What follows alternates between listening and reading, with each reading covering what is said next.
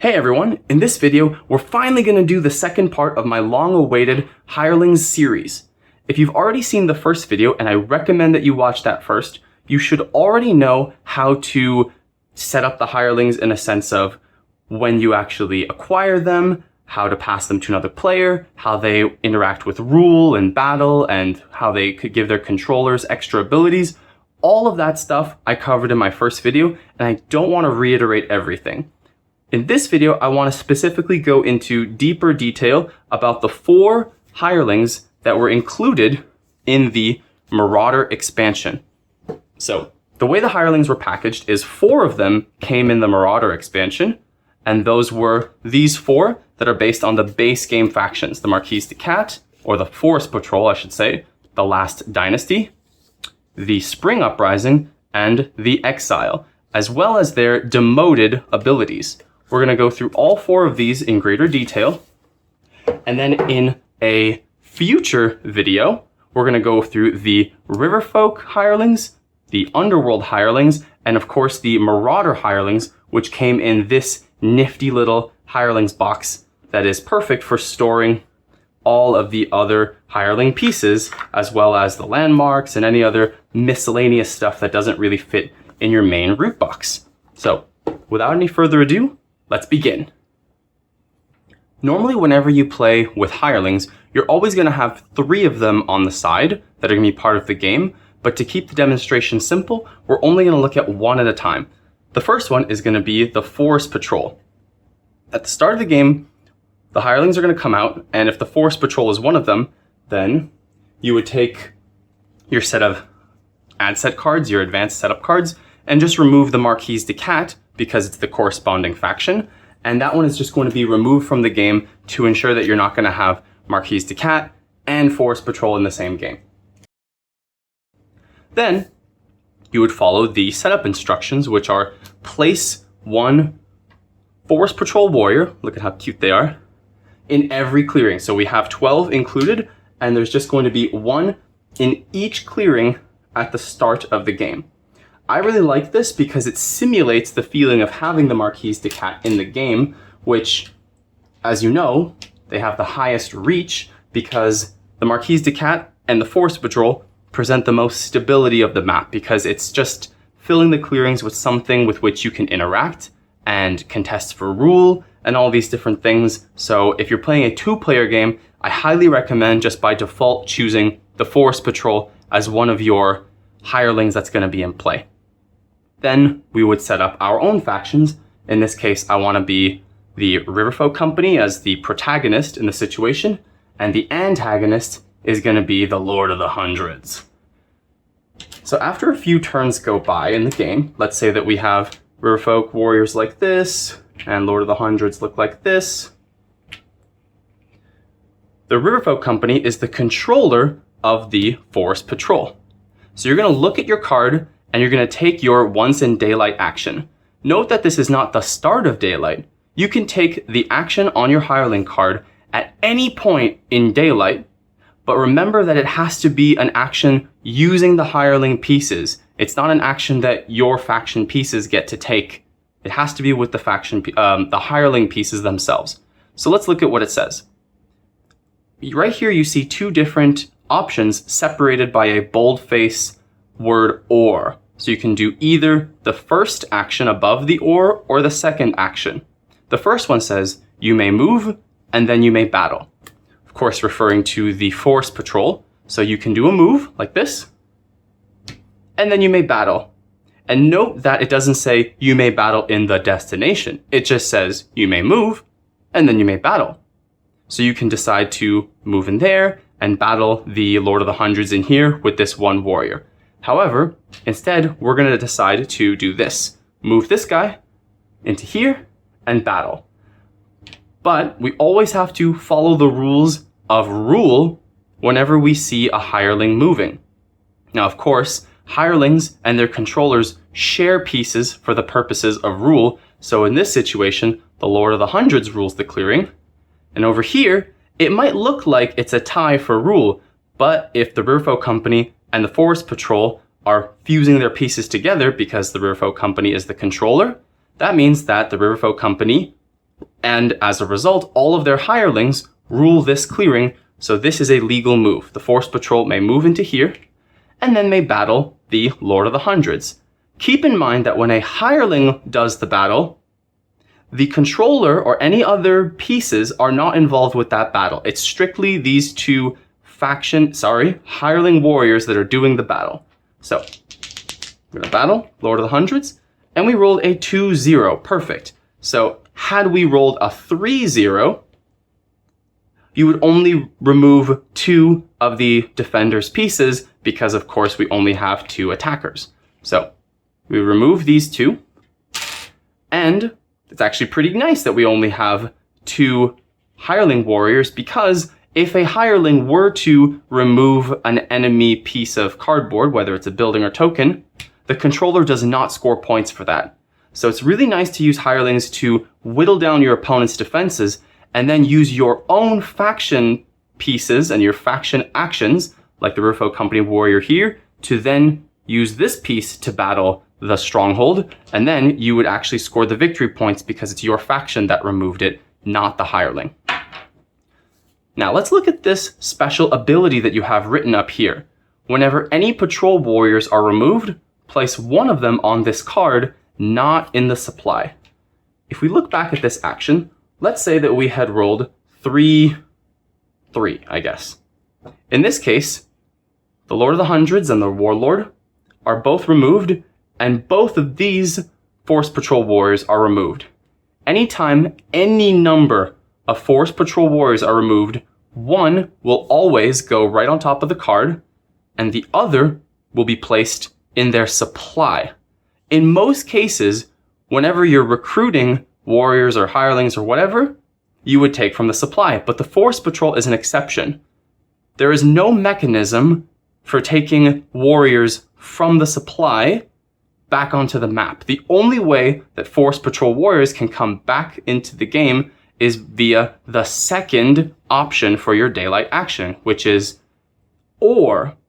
So instead of doing the move in battle, you may place all patrol warriors from here, meaning on the card, that have been saved via this pseudo field hospitals. Place all patrol warriors from here into a clearing with any patrol warriors. So throughout the game, more and more of these Force Patrol warriors are going to be removed. So this one's going to be removed, this one might be removed, and if ever 3 of them are removed at the same time, one of them would go to the card and the other 2 back into the supply, never to be seen again. And then at some point you might decide, instead of moving and battling, I'm going to take all of the patrol warriors from the card and place them somewhere where there is already a Force Patrol warrior. So I can put them all right here, for example. I could not put them here because there's no Force Patrol warrior. And the reason you would do that is to set up for a future move and battle, or just to give yourself a rule of the clearing.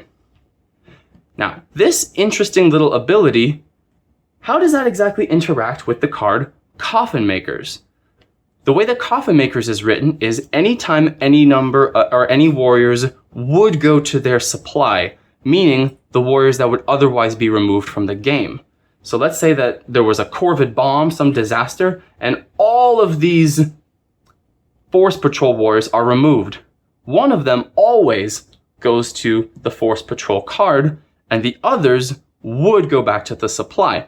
But instead, they would go, all of them, onto the Coffin Makers card.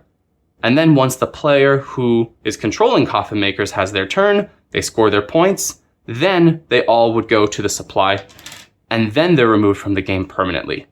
So that's how you can think about and use the Force Patrol. Next, let's talk about the demoted version of Force Patrol, which is Feline Physicians.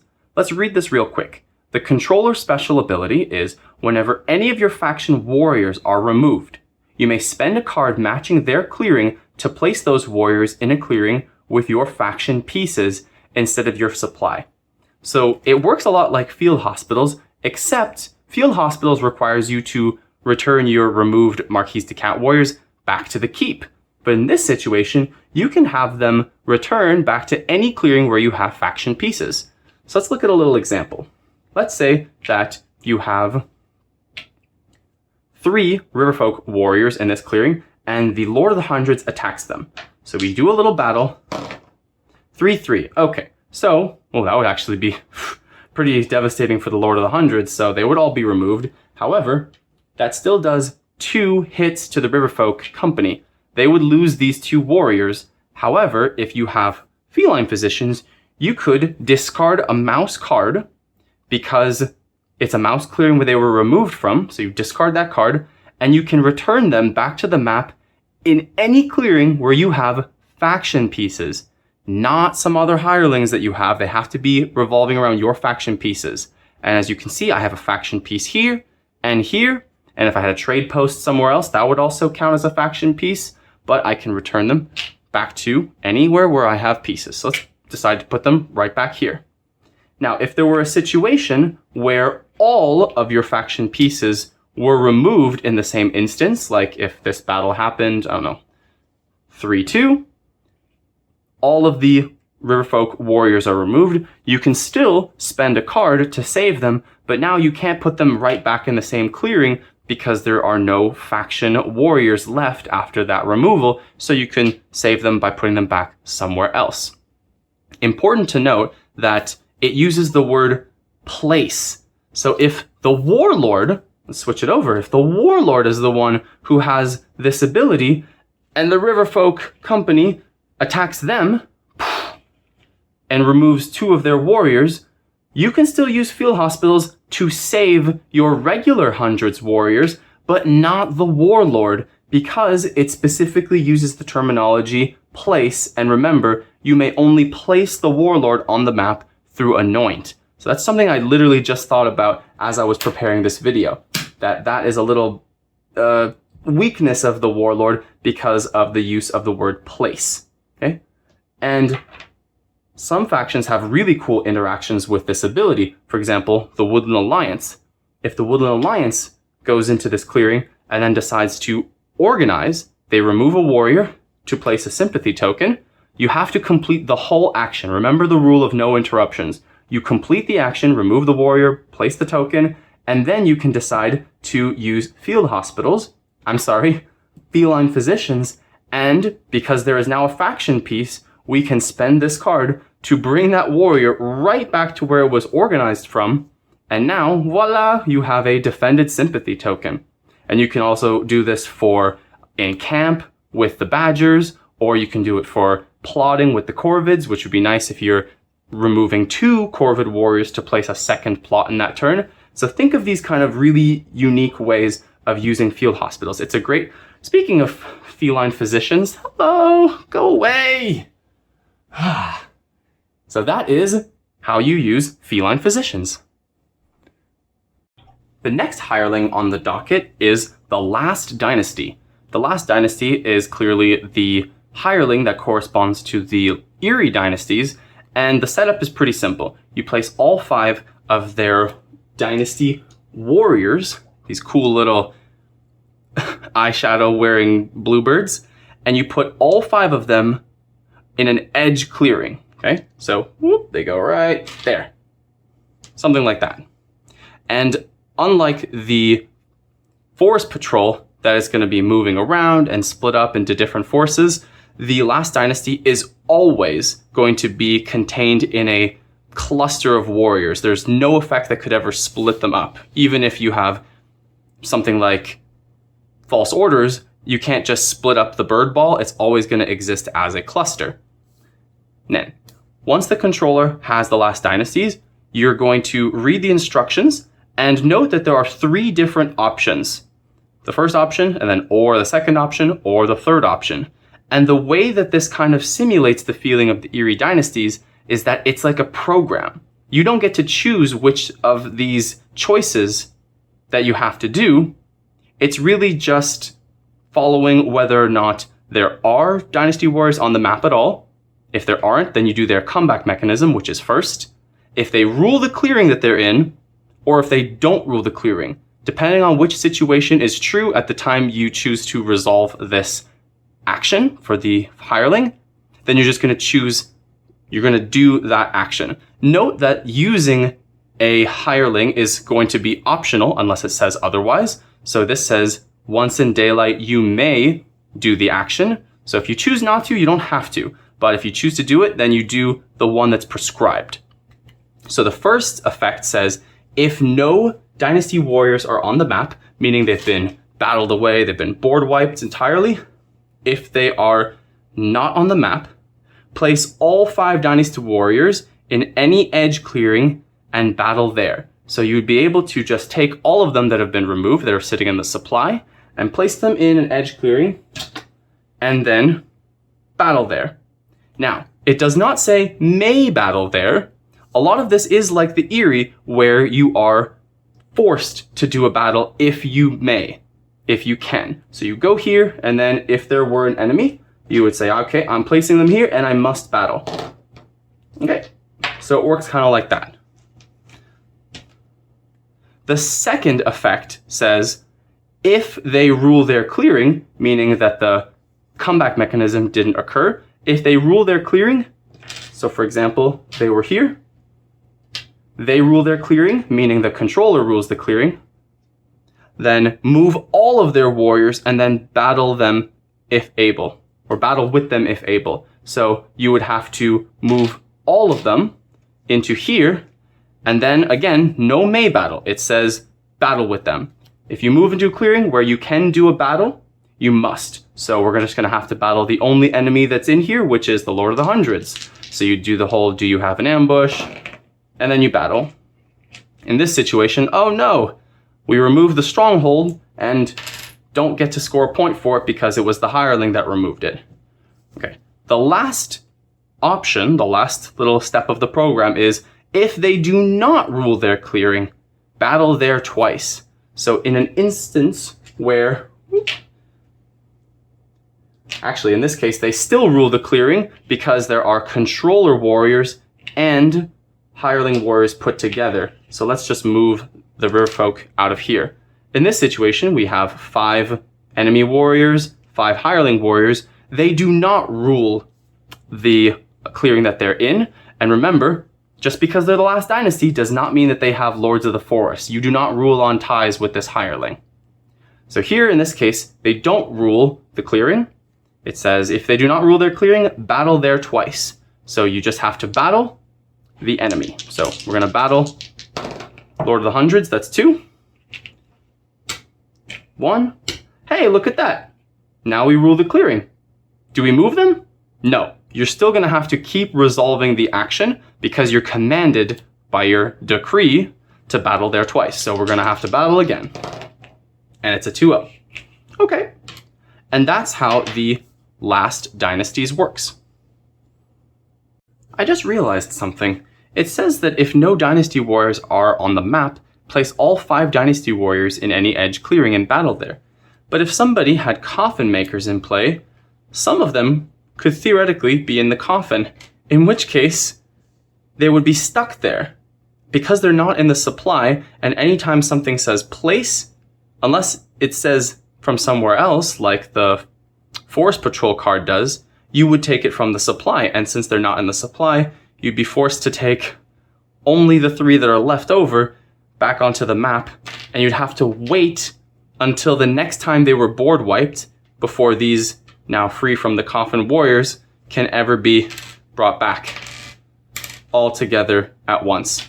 Man, Coffin Makers is a weird card, isn't it? The demoted side of the last dynasty is Bluebird Nobles, and this is a very nice passive ability. It says, the controller has the ability, you rule clearings when tied for presence. It's just like Lords of the Forest, which is the Eyrie's ability to rule clearings when you're tied for presence. However, this is even better than Lords of the Forest because if you remember from one of my shorts a while back, they modified Lords of the Forest that now you rule clearings, the Eyrie rules clearings when tied for presence, provided they have at least 1 faction piece. So they have to have an Eyrie warrior or a roost. So if they rule a clearing, or if they have hirelings or hired mercenaries in a clearing, they could still rule that clearing if they have the outright plurality, majority, but they don't get the benefit of Lords of the Forest when they're tied, but they don't have one of their faction pieces. but Bluebird Nobles keeps it simple. You just rule clearings when you're tied for presence, which is a nice little ability that many factions can make use of if they need it. But also, at the start of Birdsong, the controller scores 1 point for every 3 clearings they rule, which is so good. That's just passive point accrual. And keep in mind, every clearing, you count 3, but remember that the Underground Duchy has the borough, and the borough is defined as a clearing that the duchy always rules. So be careful of that if you are thinking of giving this card to the Underground Duchy, because they could potentially rule as many as 13 clearings, with Bluebird Nobles giving them a point bonus at the start of every Birdsong. The next hireling is the Spring Uprising. The Spring Uprising corresponds to the Woodland Alliance, and you get these 4 adorable little bunny meeples. Oh, they're so cute. I love them.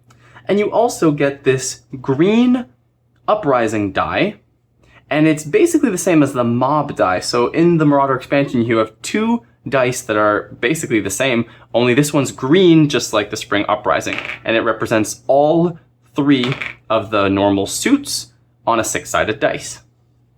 Okay, let's look at the card. So upon setup, what you're going to do is the person who is selected to set up the Spring Uprising is going to roll the Uprising die twice and place an Uprising warrior in matching clearings. So if I say, okay, I'm going to go ahead and set up the Spring Uprising, you roll the die twice, mouse and mouse again, and then you're going to place 2 of these warriors in matching clearings. So I could put one here, or I could double them up in the same clearing. That's totally fine. Okay?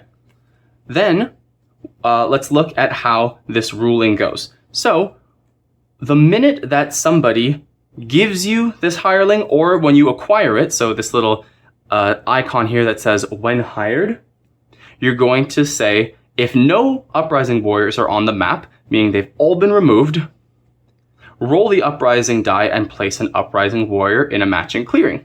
So if somebody else has their full round of turns with this hireling, then passes it to me, the instant I get it, even if it's not my turn, I'm going to look at the map and decide, are there any Uprising warriors on the map? No? Okay, then I'm going to roll this, and I'm going to get to place one in a rabbit clearing. So I'll just put it here. Why not? But if you gain the hireling and there is an Uprising warrior on the map, then you just ignore that little step at the top. Now, to battle the Uprising, the attacker must discard a card matching the battle clearing. This makes them feel a little bit like the Woodland Alliance with their Outrage ability, where in order to battle a sympathy token, you would discard a card. It works kind of similarly. So let's say that the Riverfolk Company wants to battle the Spring Uprising. Before you even roll any dice, you have to say, okay, fine, I'm battling here, and I have to discard a rabbit card or a bird card in order to do this battle and try to remove the Spring Uprising. If you roll 0-0, that's a sad day, because you're just going to have to pay an additional card to do another battle at it. But yes, thankfully, we were able to remove the Spring Uprising warrior. And note that just because it's modeled after the Woodland Alliance does not mean that they get the Guerrilla War ability. You still just battle them as normal, where the attacker gets the high roll. Otherwise, they would be a nightmare to try and remove. Right? So that's their special defensive ability. Note that when you discard a card, it has to come from your hand. So I could not use a different hireling, let's say let's say I can't just use the last Dynasty to battle the Spring Uprising, because the last Dynasty does not have a hand, so they are not able to pay the cost. It has to be only faction warriors battle the last the Spring Uprising. So that makes it even trickier to try and remove. Now, let's go ahead and read the steps. So, this is a start of Birdsong effect. So it takes place in the same timing window as using a Saboteur card or purchasing something from the Riverfolk Company. So you check Spring Uprising, you have to resolve this first. And you know that because it says, kitty cat, Yeah, I know. You must roll the Uprising die. So you take this die and you must roll it. So that's the first thing you do in your birdsong, and it's Fox. Then the second step is one or the other. If you have an Uprising warrior in a matching clearing, to make it exciting, let's throw a couple of other enemy pieces in there. You must remove an Uprising warrior and all enemy pieces from the matching clearing.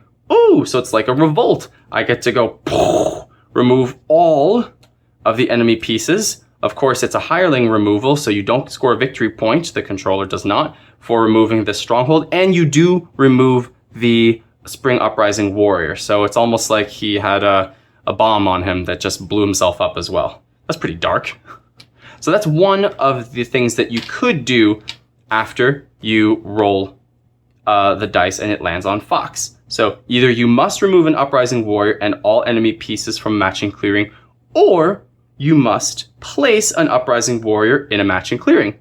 So I also have the option to take one of the Uprising warriors into another Fox clearing, like that. Or even the same one. If I really want to make it difficult to try and remove this one because I'm threatening, I could place another one there, and then a third one, and make it really hard to try and remove. Note that you have to do one or the other. So because there were some Uprising warriors in the supply, I was able to decide not to blow up that clearing and put one here or one here. But if ever all four of them are on the map, or if one of them's locked in the coffin and you cannot place one from the supply because it's stuck, then you must do the first option, which is destroying that whole clearing. So of course you get to choose which one, but I would obviously want to, bam, destroy everything in this clearing, including the Uprising warrior itself. That's how the Spring Uprising works. The demoted side of the Spring Uprising is Rabbit Scouts. And this is an ability that goes to the controller, and it says, as defender in battle, before the roll, you may spend a card matching the battle clearing to use the higher roll and make the attacker use the lower roll, like Guerrilla Warfare. It's actually called Guerrilla War on the faction board, but whatever. So it basically allows you to have that special Woodland Alliance ability where your attacker rolls and you get to take the higher roll. So in the event of a 3-0, you get the 3 and the attacker is forced to take the 0 roll, which is an amazing defensive ability. So a lot of the time, no one's even going to want to attack you if they feel like you're going to be able to switch the dice around on them with the Rabbit Scouts ability. So let's say that the Lord of the Hundreds is going to go and attack the Riverfolk Company. The Riverfolk Company can decide, here's the order. I am going to attack the Riverfolk Company in this clearing. Do you have an ambush? So the ambush question happens first, and after you either use ambushes or don't use ambushes, then before the roll. So this ability, the Rabbit Scouts, happens after ambush, but before you roll the dice. The Riverfolk Company gets to decide, I would like to spend a mouse card, because it's a mouse clearing, to use Rabbit Scouts. And then 2-0, hooray! That means that 2 of the attacker's warriors are removed. And if they battle again, okay, do you have an ambush? No, I do not. And I would like to use Rabbit Scouts once more to do another battle where I get to have the high roll. 1-0, hooray! So, you already know how difficult it can be to remove the Woodland Alliance from a clearing where you want them gone from. And now that goes for any faction that has Rabbit Scouts, provided that they have a card to spend for that ability. And the last hireling to be introduced in the Marauder expansion is the Exile, this really cool, massive bear pawn. And the Exile replaces the Vagabond in many ways. One is that they actually use items, and they inhabit the forests. So the setup is pretty simple. Put the Exile pawn in any forest, and the 3 club items on here. So we're just going to set the Exile right here in this forest, and if you're one of the 700,000 people who is asking, what are these club icons? I found these, I don't know what they're for. They're for the Exile. So it's going to start the game with these 3 clubs on top of their card, and that's going to denote the actions they can take. Now, you can actually add more items to the supply using their special ability.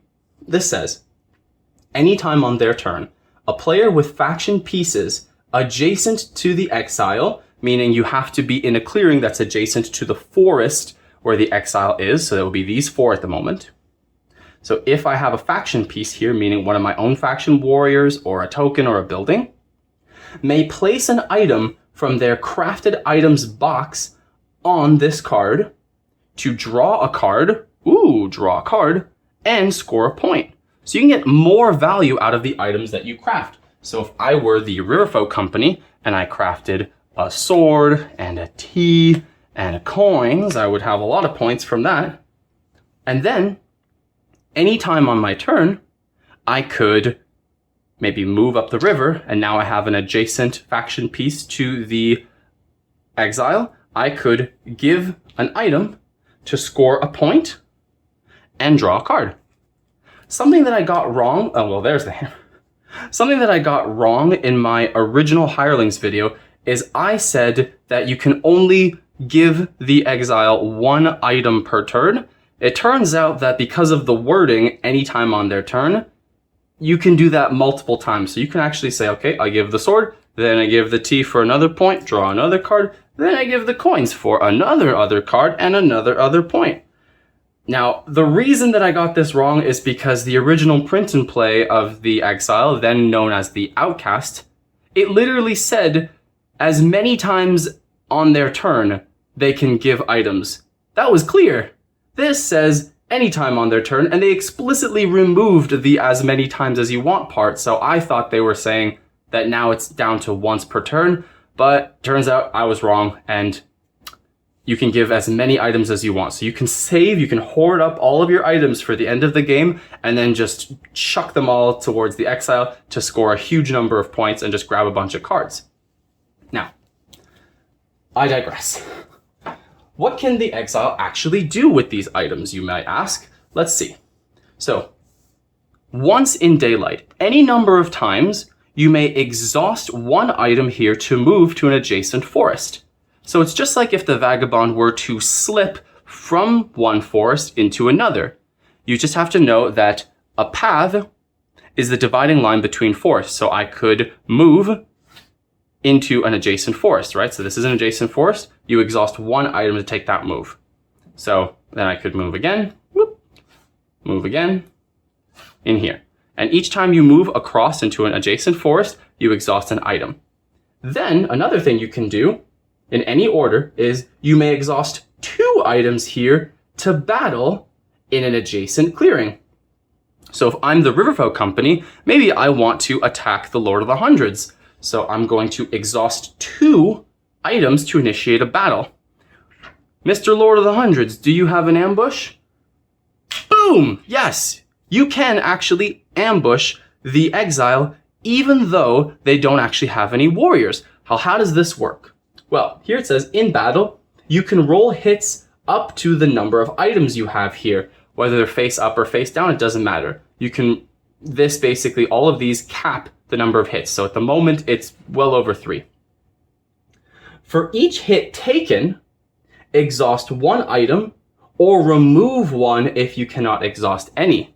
So because I just got ambushed, or the Exile just got ambushed, we have to exhaust this 1 leftover item, and then to take the other hit, we actually don't have any more unexhausted items, so we're just going to have to remove 1 from the supply, and that's just gone from the game permanently.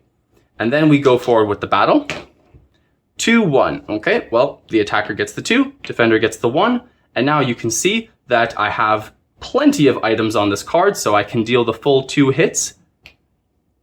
And the Lord of the Hundreds hits the Exile 1 more time, and there are no unexhausted items, so that one would just get removed. Okay? So you've now lost 2 items. You can see how the Exile can start to take a lot of hits when they're battling around. They can lose a lot of their items and makes their action potential a little bit smaller.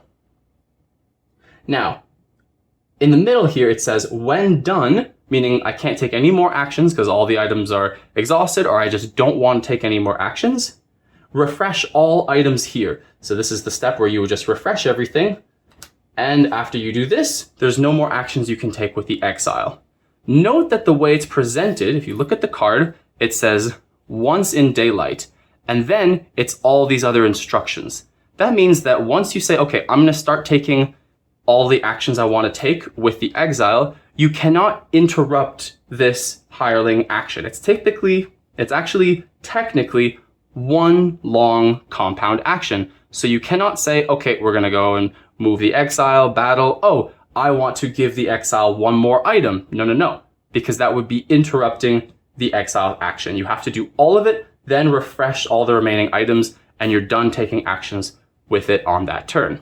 Okay? So just note that it's an action that you cannot interrupt. Now here's an interesting question. How does this interact with League of Adventurous Mice? What if I'm the river folk, right?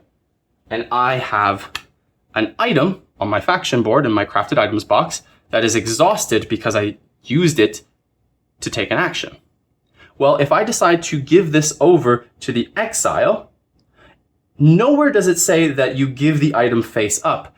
When the Vagabond aids you and takes the item, the Vagabond gets to flip it over to its refreshed side when it takes it, not the Exile. So if I have League of Adventurous Mice, I can exhaust the item, get some value from it from there, and then give it to the Exile, score the point, take the card, and it will remain on its face down exhausted side until you reach the step when it says, when done, refresh all items here. That's the only way that items will get refreshed from this card. Okay? So that's how the Exile works. It's like a strike force that you can move around and use to battle down your enemies. And the last hireling in this box is the reverse side of the Exile, which is the Brigand. The Brigand setup is exactly the same as the Vagabond with regard to the ruin placement. So it says place the R ruin items under the ruins as if the Vagabond were in play.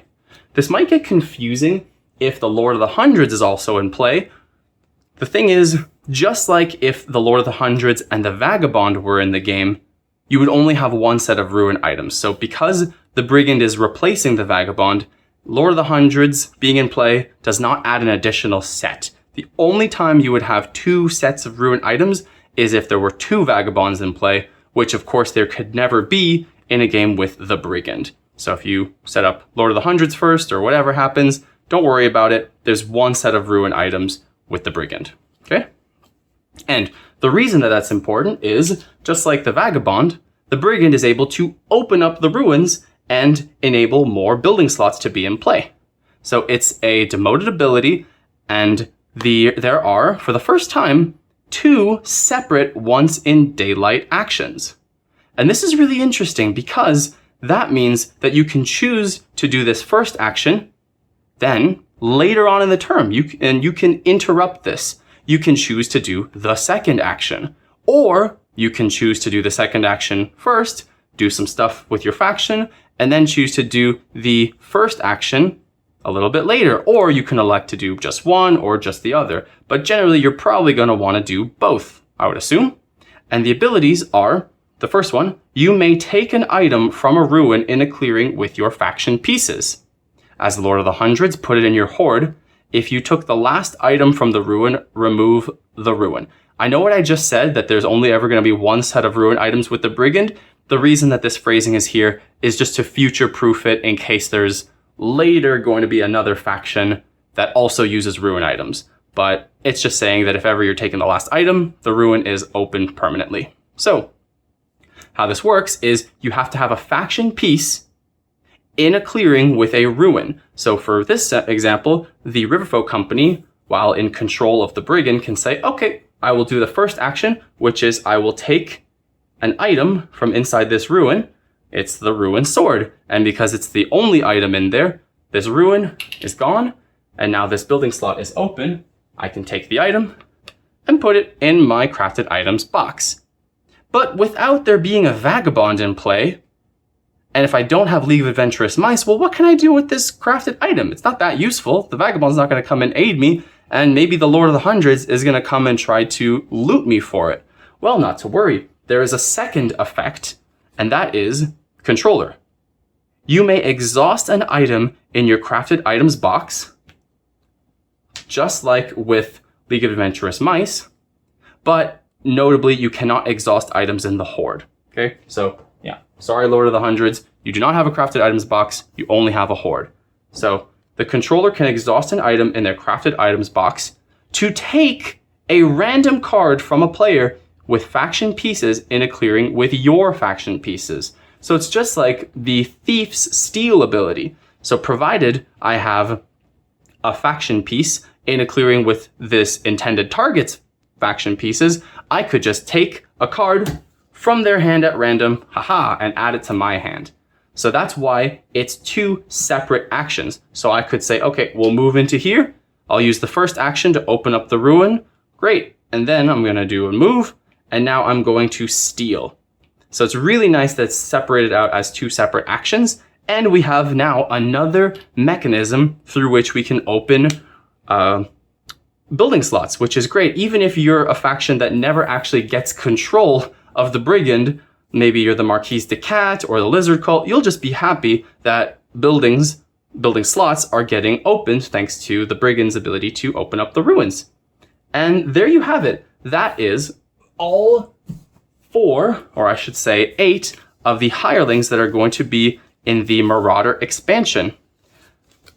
Hirelings, in my opinion, are a really, really interesting and dynamic addition to lower player count games, and they have made 3-player games in particular way more interesting because of all these little cool rules interactions and fun little mechanisms and combos you can unlock, but also just the fact that there's just going to be more pieces, more stuff in the forest to interact with that's going to be causing a little bit more friction, and it's another method through which you can punch a runaway leader. So if one faction is just going crazy where they're getting all the way to the end, in a 3-player game, normally it can be hard for 2 opponents to team up and really take them down. But with hirelings in the game, you can manage that a little bit more easily because everyone's just going to have more action and warrior potential to do something to keep the game a little bit more level and more interesting. So I really encourage you guys to give hirelings a shot if you have the chance. In the next video, we are going to look at the Riverfolk hirelings, which I have right here in the box. And these guys are wild. I'm really excited to start talking about all these other hirelings. But until next time, I've been Nitro Rev. I'll catch you later.